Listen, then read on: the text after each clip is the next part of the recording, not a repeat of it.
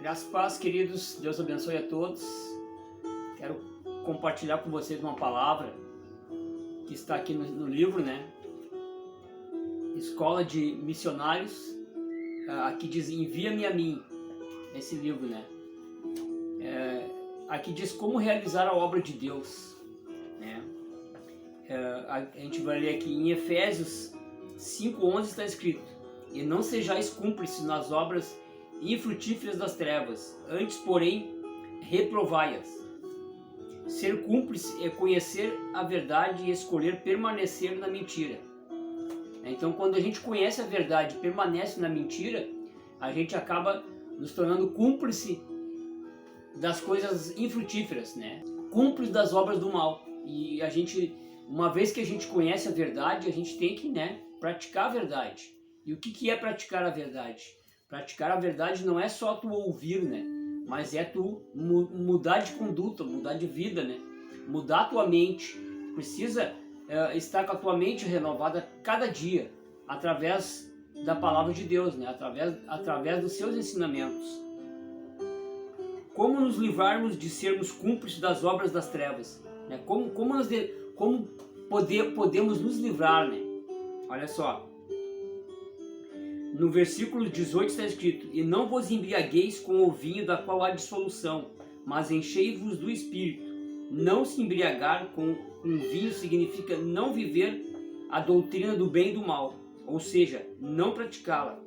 Também devemos nos encher do Espírito, que significa conhecer e obedecer a doutrina da vida. Você já percebeu que quando tomamos café às 7 horas da manhã sentimos fome às 10 horas, almoçamos e somos revigorados? O mesmo ocorre espiritualmente. Precisamos comer a palavra do Senhor várias vezes ao dia. Se não nós nos alimentamos de Cristo, ficaremos fracos espiritualmente e não teremos vigor para realizar as obras do Senhor. Em Atos 2:42 está escrito: e perseveravam na doutrina dos apóstolos, na comunhão, no partir do pão e nas orações.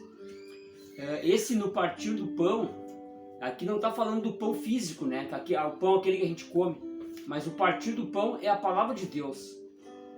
Todas as vezes que a gente lê a palavra de Deus e compartilha, a gente está compartilhando do pão, né? Por quê? Porque Jesus é o pão vivo que desceu do céu, né? Então, nós estamos compartilhando desse pão, né? No versículo anterior, vemos que em um único dia foram batizadas 3.000 pessoas. Você já imaginou o impacto que a igreja do Senhor Jesus Cristo causou naquela época? Os discípulos não tinham Bíblias, não tinham CDs, não tinham livros, não tinham editoras, não tinham mensagens de rádio nem de TV, muito menos aplicativos, né? Mas aprenderam a obedecer ao Senhor. Libere o Espírito de Deus para realizar a obra divina na terra. Perseverar na doutrina significa permanecer em Cristo. Não é algo mental, mas prático, vivo e orgânico. Quem permanece em Cristo não tem opinião própria, não tem razões em nada e não tem vontade pessoal. Perseverar na doutrina significa ser imitadores de Cristo, fazer tudo o que Ele fez. Então, perseverar na doutrina dos apóstolos. O que vem ser isso para nós, né? É perseverar na palavra, aquilo que os apóstolos passaram para nós, nos livros ali, né? No Novo Testamento. E porque a doutrina dos apóstolos se dá no Novo Testamento. Nós temos o Antigo Testamento ali, né? As leis, né? As leis que foram dadas. Devemos estar atento a todas as leis de Deus ali, né? Mas a doutrina dos apóstolos foi a nova aliança que o Senhor fez conosco, né? Com cada um de nós. Então, quando nós lemos ali os livros do Novo Testamento, nós estamos o quê? Praticando a nova aliança. O que é a nova aliança? Existia a antiga aliança e hoje existe a nova aliança. O Novo Testamento é a nova aliança. A igreja surgiu a partir do Atos dos Apóstolos, né? Foi revelado ao apóstolo Paulo, né? Então, ali perseverar na doutrina dos apóstolos é seguir aquilo que os apóstolos fizeram. né? Por que devemos perseverar nessa doutrina? Não que nós não viemos a observar as leis, a observar tudo aquilo que aconteceu no Antigo Testamento. Devemos ler a Bíblia por completo. A Bíblia não se distingue em Antigo e Novo. Ah, devo seguir só o Novo, ou devo seguir só o Antigo, né? Tem grupos, né? Hoje em dia tem grupos de religiosos que seguem só o Antigo Testamento, só os livros da lei, só o Pentateuco, né? Só a Torá, né? Como os judeus, né? Mas nós não seguimos só eles, nós observamos ali tudo que Deus fez, né? Porque tudo aquilo ali foi profetizado que Jesus viria estabelecer o seu reino. Então tudo que estava no Antigo Testamento, tudo que estava no livro dos profetas ali, foi tudo uma revelação do que ia acontecer no Novo. E se fez no Novo, né? Então no Novo foi que foi revelada a igreja, né? Então por isso que aqui diz que nós devemos perseverar na doutrina dos apóstolos.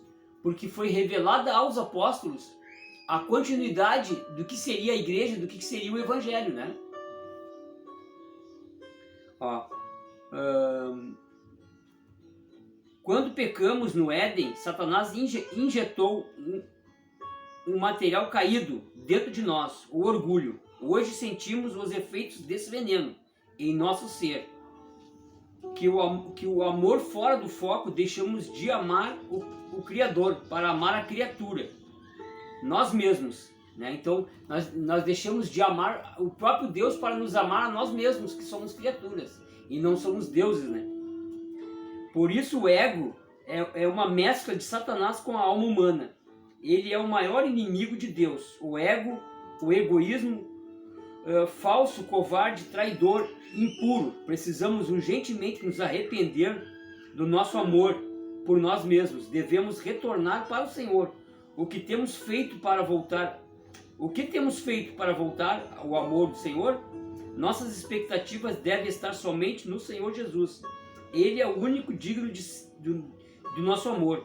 Ele é a única fonte de suprimento. Se tivermos o Senhor como primeiro em nossos corações, Ele nos dará as coisas naturais para contemplarmos a nossa felicidade. Então, a gente não precisa buscar as coisas naturais. Essas coisas, ela vem por acréscimo quando nós buscamos o Senhor. A palavra de Deus diz: buscai primeiro o reino de Deus e a sua justiça, e as outras coisas serão acrescentadas. Então nós não podemos nos preocupar conosco mesmo, né? Só com nós, né? Só com a nossa vida da alma, só com as nossas coisas, né?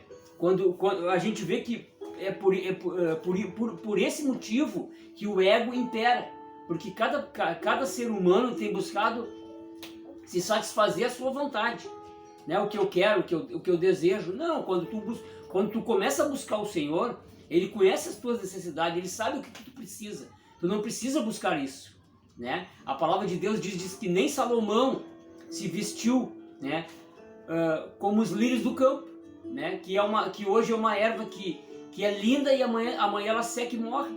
Tu imagina, né? Nem Salomão se vestiu como os lírios do campo. Então por quê? Porque o Senhor ele cuida, né? Olha os pássaros, né? A gente deve observar a natureza. Olha os pássaros. Quem é que alimenta esses pássaros? É o próprio Criador. Eles não se preocupam, né? Eles têm o alimento porque eles têm a natureza.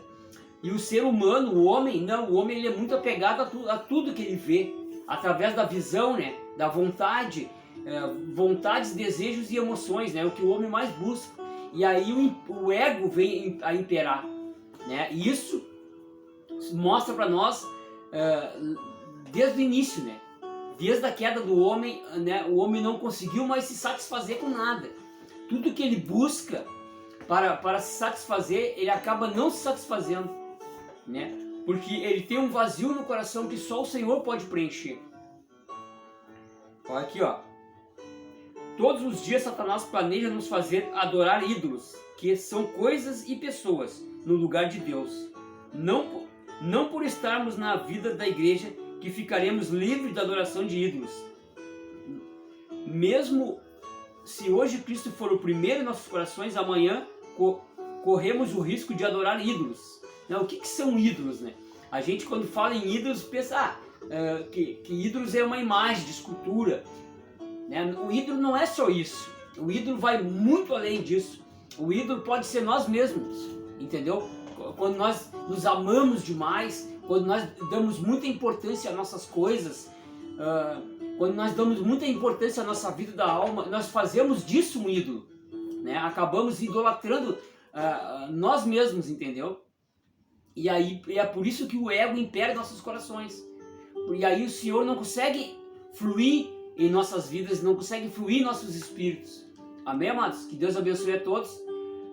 Que você possa meditar essa palavra. Deus abençoe a todos. Amém.